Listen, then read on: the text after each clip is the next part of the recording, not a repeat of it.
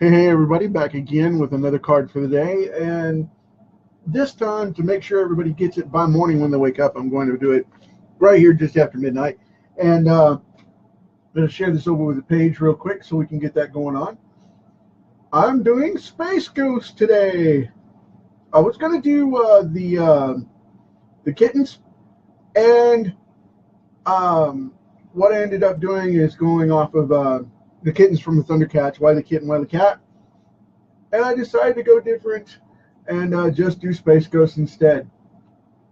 So here we go. That's what we're going to do. Hey, Jim. Glad you made it, man. Angelica, thank you for showing up. This is going to be pretty simple. I'm just going to hit this really quick here. There's only 5 colors for SpaceGhost, and that includes the background. That doesn't include the black. But because I want this to be super strong and super clear, what I'm going to be doing is just popping in hard reds with a Sharpie of all things, which I don't like to normally use because of the fact that they bleed all over the place and they're super dark.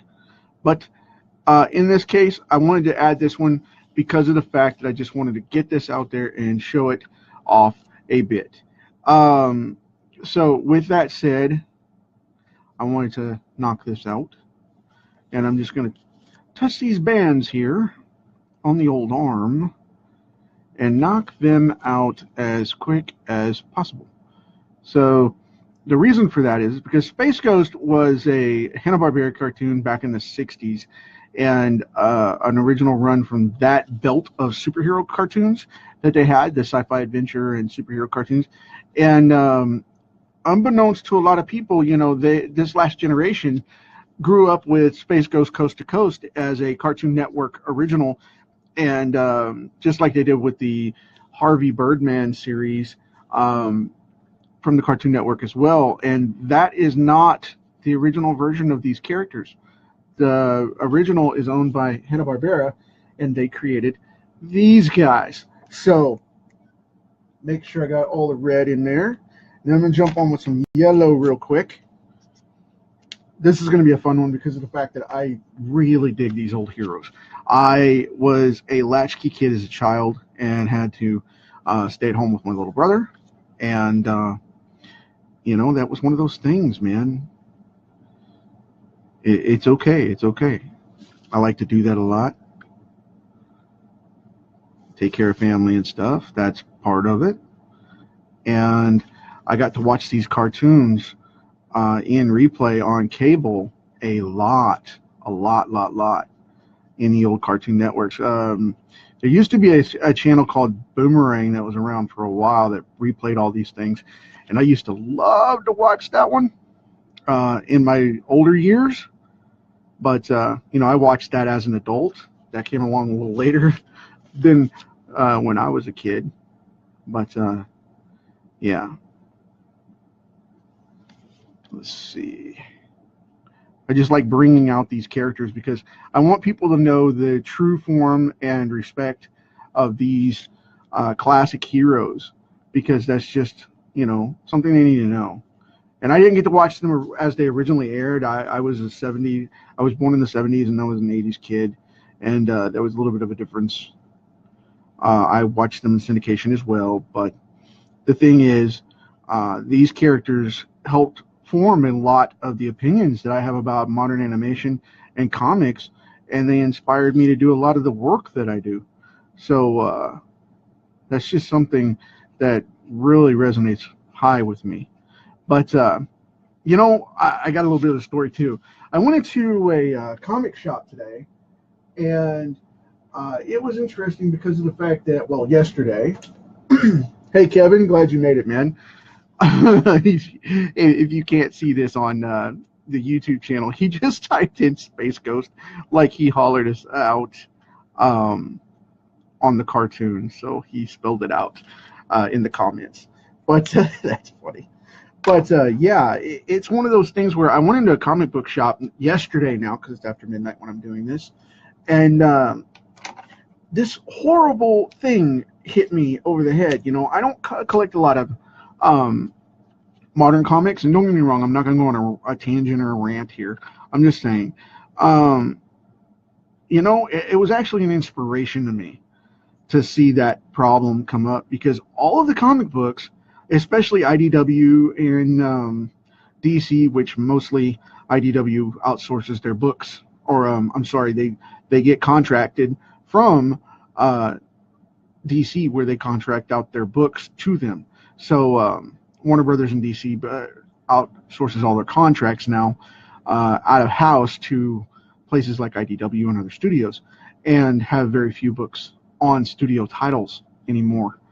But anyway, when I saw that, everything looked the same in there.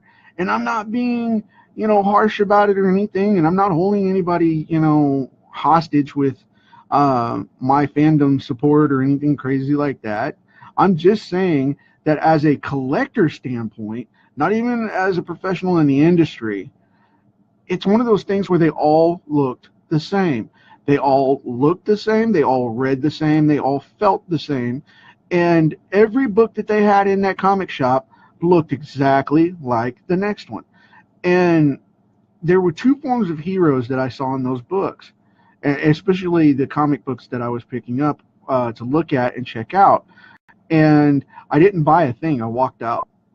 Um, the comics that I saw were either in three forms. Okay, they were in two categories. They were either cartoony books, like cartoons, animation, things like that, and video game properties, which cross over into the same category for me, or they were comic books, standard superhero stuff.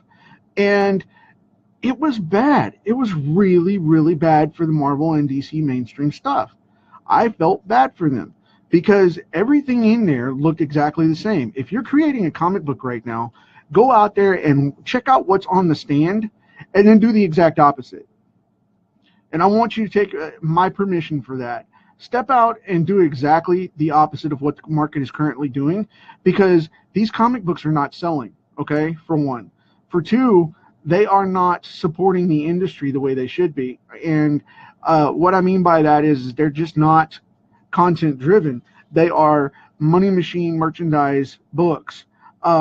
There is Disney's line, and they call it Disney Marvel now, and it's Disney's DuckTales, produced by Marvel, and the other cartoon books, Darkwing Duck, and a couple of the others are in there as well. And they've got a couple of Hanna-Barbera pieces coming out through IDW now, which DC has the current license for most of those properties, including this one.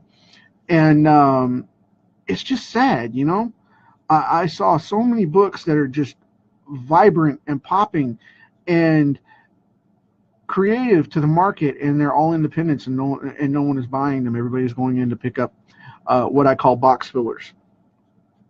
And I was sad. I was like, really, I may have to quit comics because of this. I mean, I actually had about 10 seconds of that notion, and then the realization kicked in and really, really hit me upside the head that I need to stick into comics because of the fact that they're doing that. It's not that I should get out. It's because I should get in, to help with what's going on, that I feel that way. And I feel that I'm the one that can help with a change on that as part of that course. I'm not the only one, but I definitely feel obligated as a creator to bring better stuff to the fandom of comics. And yes, I know I'm overlapping a lot of these stars and stuff, and that's okay, because I want them to look like they are different ranges and have different filaments over them and whatnot. So that's okay. That's part of the effect. But anyway, when I went into that comic store, there were probably, I don't know, maybe 300 titles in there, and I could not bring myself to stomach buying a single copy of anything. Even the current Superman stuff, I just couldn't, and I'm a Superman, Batman, the Trinity is my favorite stuff, and I couldn't even, check it out. If you're an independent creator and you're following me and you're watching this, step up and help the industry and save it, because it is freaking horrible right now. If you think you can't do comics and can't make a living at it, go into a comic store, go into a local comic shop, and just check out what's in there. It will make you almost cry, if nothing else. There's a little bit of graphite in this. You'll see it, and it'll dry and tone this, but don't freak out on me. It'll be okay. these sketch cards bleed like that. But yeah, as far as this scenario goes, go in there and check it out, because you just got to be upfront and say, this is where we're at and this is what we're doing in comics, and this sucks, for lack of a better term. We've got to go in and wake these people up. And I am highly disappointed that these publishers are going this route. And I'm not one to normally slam publishers, but I'm telling you, everything looks the exact same. I'm lucky we're selling a comic book. Any of us are lucky that a comic book is currently selling through the direct sales market and trade market at these stores, because these things are so bad. And the independent stuff that has an actual story to it and content piece, I want to say about maybe 30% of it is worth buying itself, because of the fact that it's just not at the public standards, not to professional comic standards. And it's just one of those things. We've got to up our game a little bit to make fans come after this stuff as well, because we're not doing that at all as an industry. So we're shooting ourselves in the foot here, people, with an opportunity that we're wasting.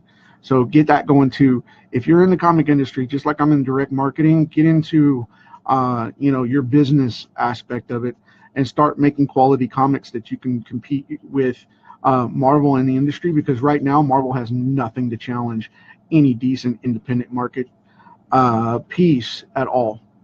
There's nothing out there that would hold up to it in any form or fashion. And I'm dead serious on that. And I'm calling out for everybody to step up and accept the challenge and say, okay, this is where we're at. We really need to get the attention of the public and start supporting these books. And if you're a fan, go out there and buy some independent stuff. Stop buying this mainstream crap that we don't like. If you're griping about it and you're serious about not using it, then don't support it. Because if you are, then you're contradicting what you're saying and you're being hypocritical about it. Go out and support the books that are out there, and let's see about changing this market, because the monopoly that's held on it, Diamond is already talking about putting out new news racks in other places, because they just dropped out of places like Barnes and Noble and things like that. And what they're doing is they're changing the market, trying to meet different places, because so many comic stores are dying because of the fact that they've screwed themselves on direct sales with Diamond and locked themselves out. And now Diamond's trying to recover the problem that they made with all these extra covers and all this extra crap of stuffing, the sales numbers at the end of last year. And a lot of comic stores went out of business because of it. Can you believe that? That's crazy. So we've got to help the industry, and we've got to help our salespeople. I mean, that's exactly what we've got to look at. So start thinking about it, and think about where you are and what you're doing in the industry and how you're going to help, because that's exactly where we're at. So with that said, hope you dig this. It's another one down. I'm going to keep this quick and short. And as you always know, we inherited this big rock for a short time here we call life. Enjoy it, prepare it for the next generation, and leave it better than you got it. And let's do something about that. Talk to you tomorrow. Take care, guys.